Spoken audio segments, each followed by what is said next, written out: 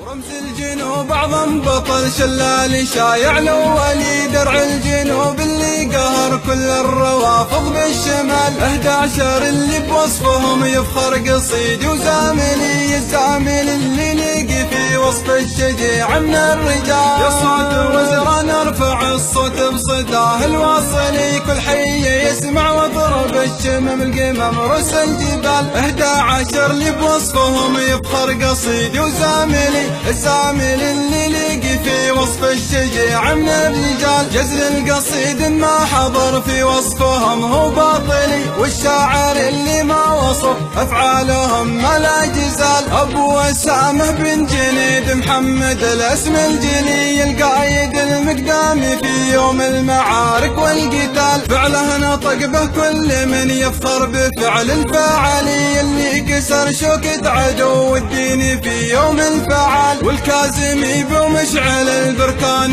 ثاير شاعلي واحرق جيوش الفرس في بركان غاضب اشتعل والصقر من عسكر اللي قال قوسي ونابلي ارمي به الموت الزعاف القوس قوسي والنبال والضالعي طالب زناد الموت زنده طايلي يوم الصفوف تباعد الطالب لهم بالموت طال وديبي العسالك البيضاء ومدح القايلي لا قلت كلمة فعلها نفذ وفالك خير فال ومحمد العنبوري الموت المحقق حاصلي يحصد جنود الخصم له اعداد بادت بالسوال والسامي المحضاري يا نسل الهواشم داهلي للحرب والجبهات لك وقفاتي يضرب بك مثال حدروج ناصر يا سلاح الحرب خير مقاتلي وكل خطوة لك بها مواضع قدم في كل المجال والبوكر الطوفان في أرض المعارك فاصلي صيته يذاع وينتشر في كل عنوان ومقال سبع الجنوب الحاكم بكل الشريط الساحلي ابن الزبيدي عيد روس الرمز تاريخ النضال ورمز الجنوب أعظم بطل شلال شايع الأولي درع الجنوب اللي قهر كل الروافض بالشمال 11 اللي بوصفهم يفخر قصيدي وزاملي الزامل اللي لقي في وصف الشجيع من الرجال.